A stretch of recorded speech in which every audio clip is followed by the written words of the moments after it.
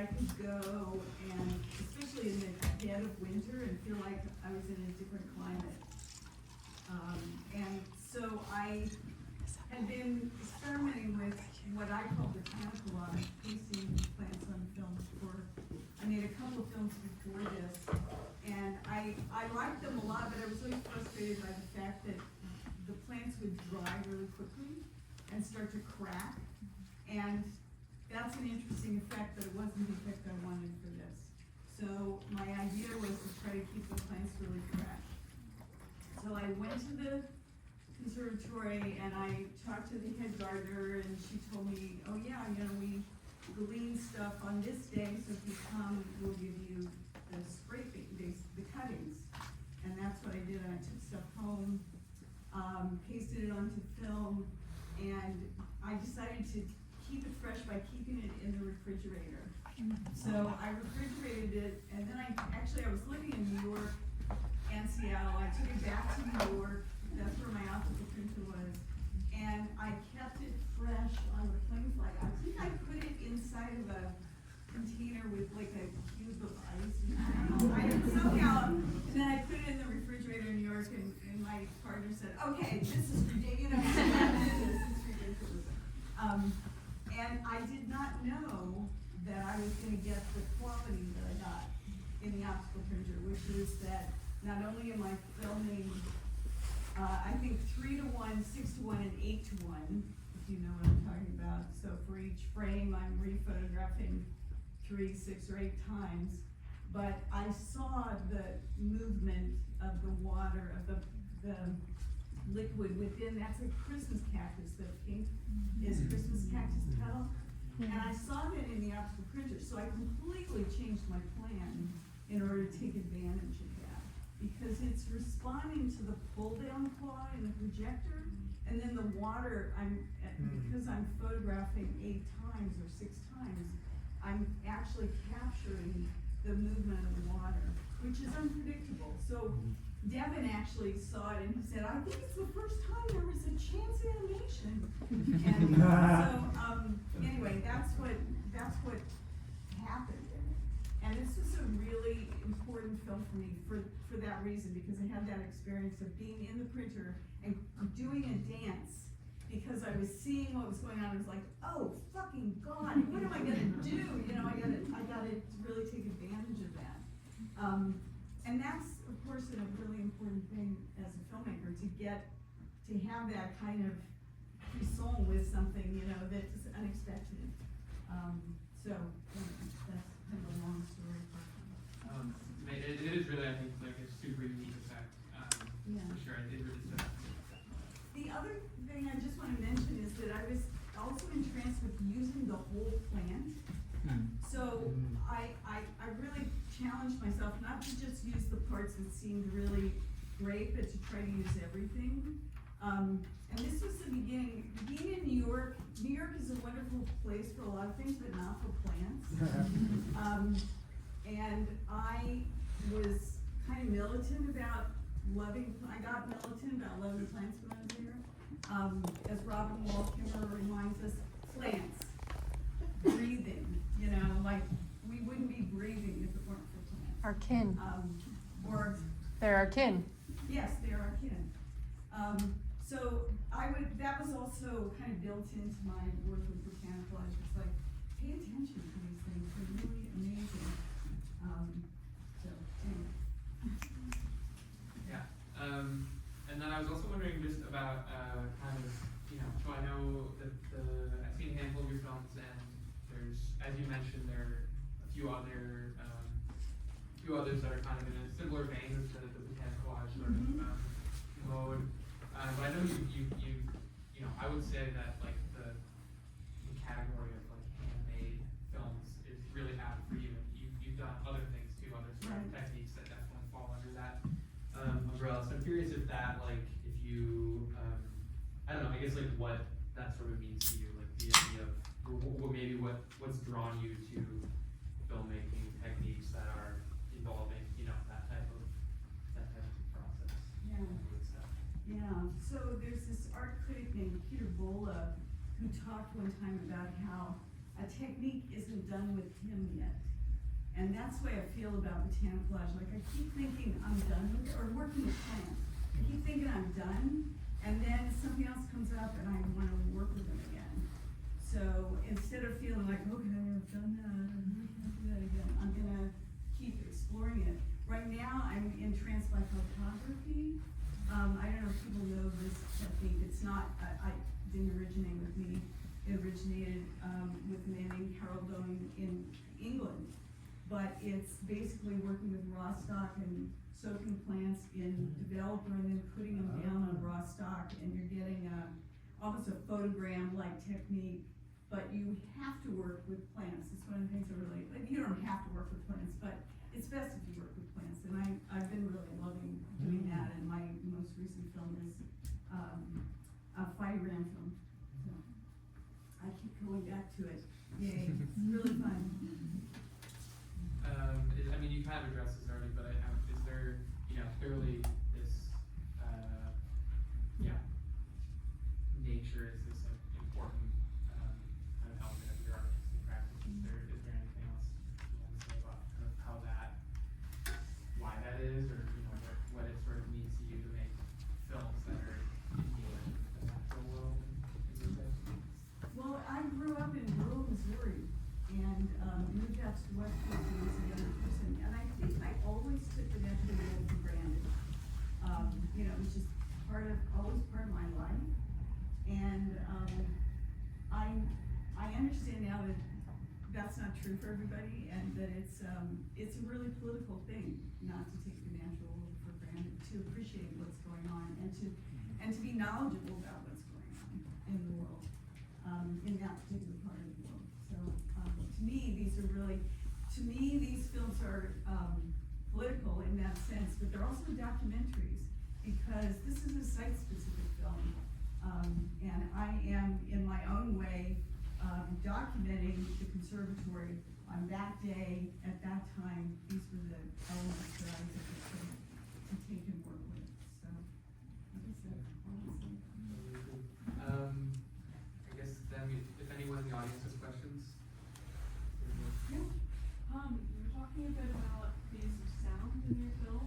Yeah. And I was curious, could you talk about like how you chose the piece that is playing in your Yeah. film, and like what you want the viewer to feel in relation to? Yeah.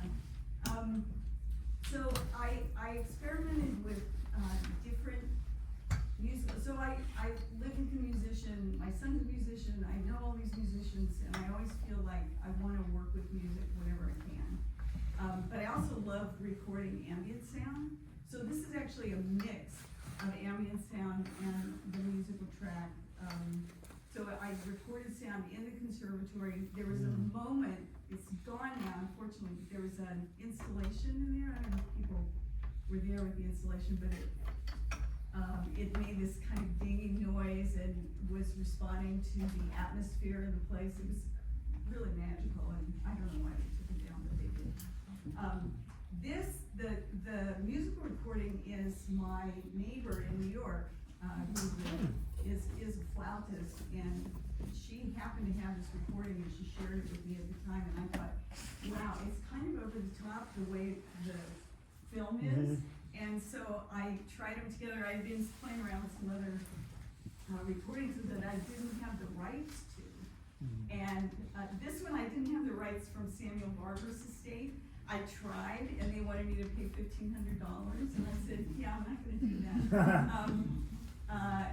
But my friend Lucy gave me permission to use this, and not everybody wants their work mixed with ambient sound. It's kind of surprising, but not everybody wants it. But they were okay with it. So that's how it just sort of evolved. Like Lucy shared this with me, I was like, oh wow, maybe that'll work. It tends to be kind of spontaneous, real, that way. Yeah. I'm curious about, you were talking about it being like a documentary, and I guess I'm wondering how, if and how that change kind of affected how you structured the film, and if you would arrange the plants in a certain way because of the relationship of like how you wanted to document them. really interesting question, and I feel like right after I made it, I would be able to tell you. I know that I was trying to work with different colors, and I was also thinking about the green plants as a kind of punctuation in a way. And the green plants are all photographed, I believe, at 3:1, and everything else is photographed in a longer, almost everything else is photographed in a longer series. I haven't, and I haven't consulted for a while, but I was trying to work with variations in color and texture. So that's part of how it happens. That's about all I can tell you.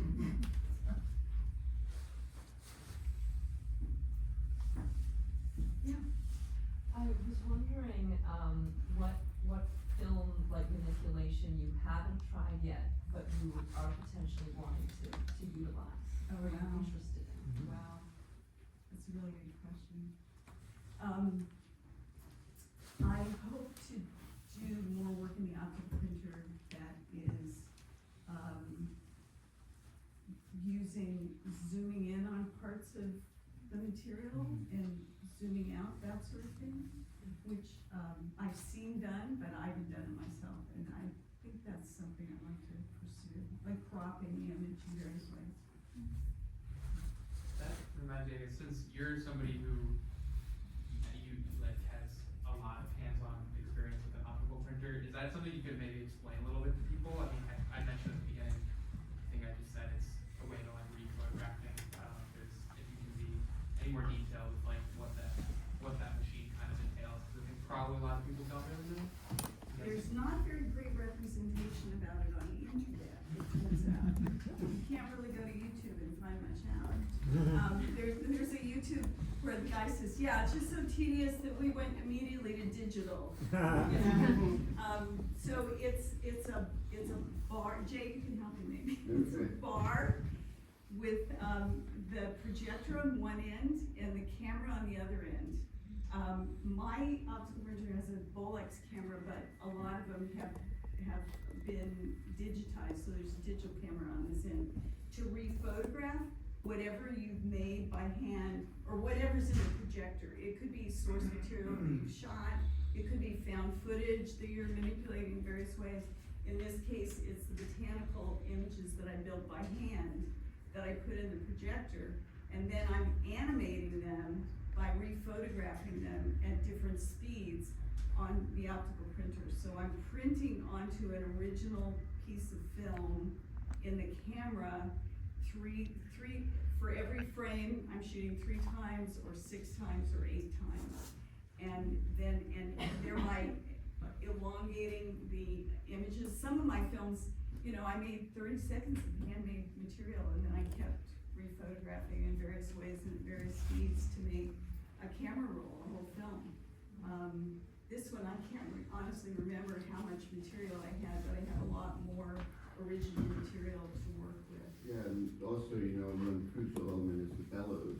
Because, Oh, right. Because you're taking a photograph of a very small frame, so you have to have this, long bellows in order to make the frame come up. But you also lose light to do that, so it's kind of, but it's more It's direct tricky. too, yeah.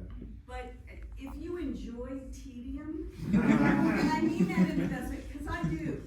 I enjoy it. There's a pleasure to it, and it is tedious in the very best way. So you can just go, this is what I'm doing today. Yeah. I'm making 100 feet of film, whatever. Yeah, it's easy to have like when you print, it's easy to have your head being way ahead of what you can actually do. Yeah. Because your mind's going, and it's like, Yeah. and so you have to be very planned in a way, or very You patient. should be, Yeah. but people aren't. John Behrens used the optical printer a lot. I think he probably optically printed undercurrents. I I'm wasn't not sure about that. positive. Yeah. I think he probably did. And I don't think the man, I've worked with him for a long time, I don't think he ever made a note. Just went for it. And there are plenty of people who do that. I'm one of those people, I've got graph paper and I've got everything written down, and so I can go back, and and if you wanna be in touch, I can go back and go, yeah, like, this is what I did. So I can remember and look back, and if something doesn't succeed, at least I can look back and go, oh, that's what I did wrong, right? But you can definitely wing it if you want to, it's just, to me, would work. But if you're into tedium, I totally recommend it, yeah. I'm interested in you saying that John just didn't take a note and just went for it when his film looked so technically precise. Like, Yeah. it just was such a, it just felt so precise. Like, Yeah. I don't know if you wanted to share anything about John with us. Well, when I moved, so I lived in New York for 10 years, I moved back to Seattle, and I didn't know John before. He had been working in Seattle making films the whole time, and we had just had different paths. But when I came back to Seattle, we met up.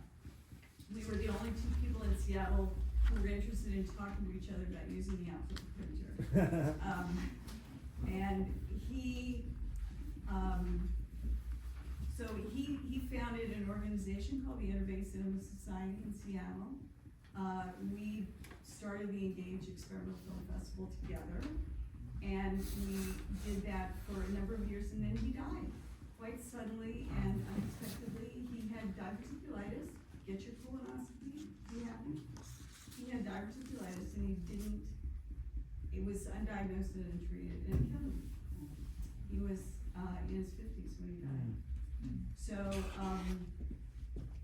So then I just kind of kept going, and I ended up taking care of his archive as best I could.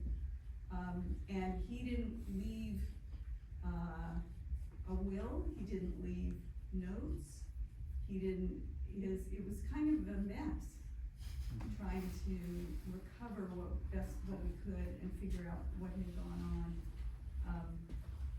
Somebody who wasn't prepared for the end at all.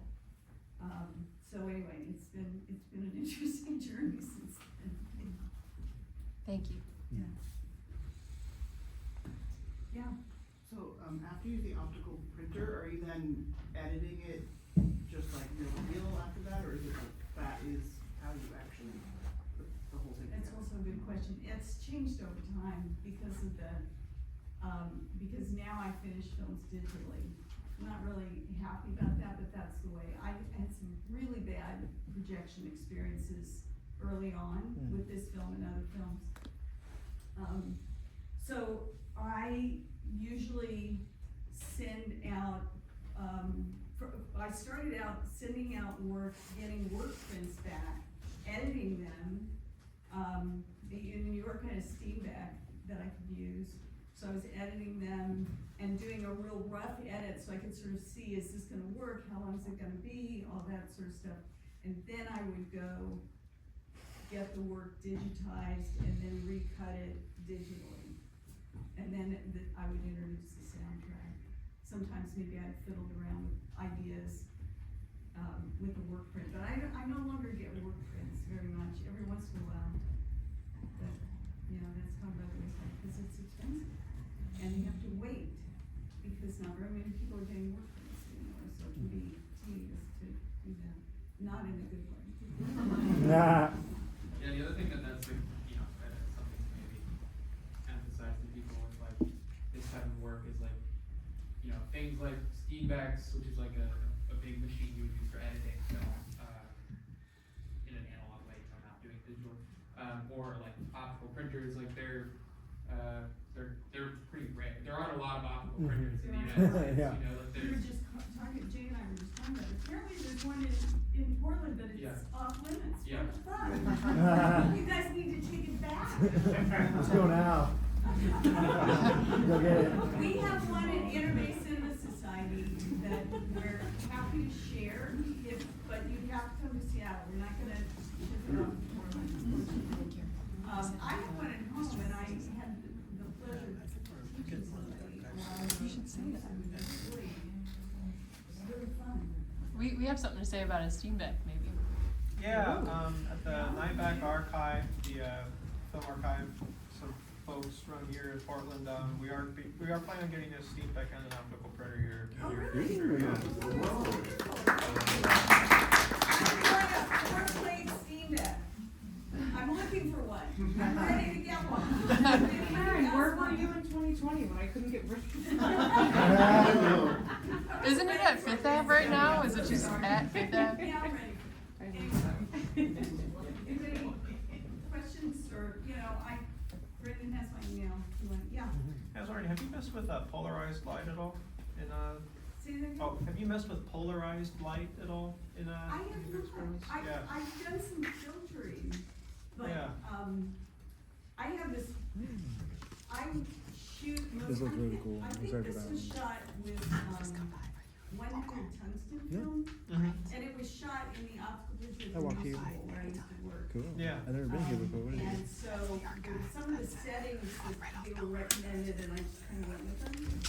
Now I shoot on 50 daylight Mhm. with an 80A filter inside, so Yeah. it's very slow.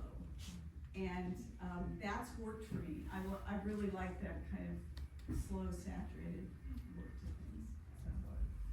But this was done before that, so that's shot with tungsten film. Let me know if you find a steam bag. Cause they are huge. I mean, it's the size of an automobile.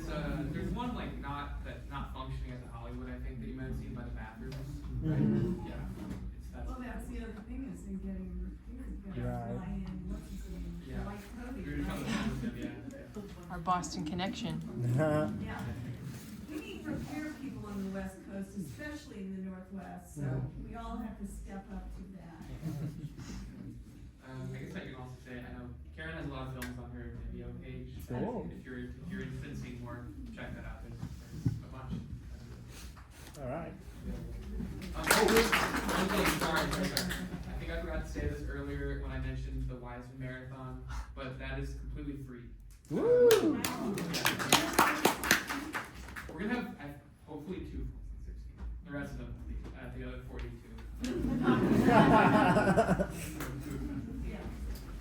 Karen, do you have a favorite Wiseman movie? I've seen a lot of Wiseman films, not everything. I recently saw, the one about the hospital. Hospital? No, it's not hospital. Near Death. Near Death. Yeah, we Ah. watched that too. And I know somebody who's in that film. No. So that was super interesting. Who? What do they do in the film? He's one of the doctors. Amazing. Whoa.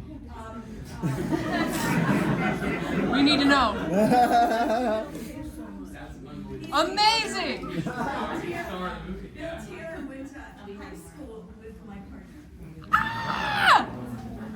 It was kind of creepy, interesting. Amazing. Thank you all. All right.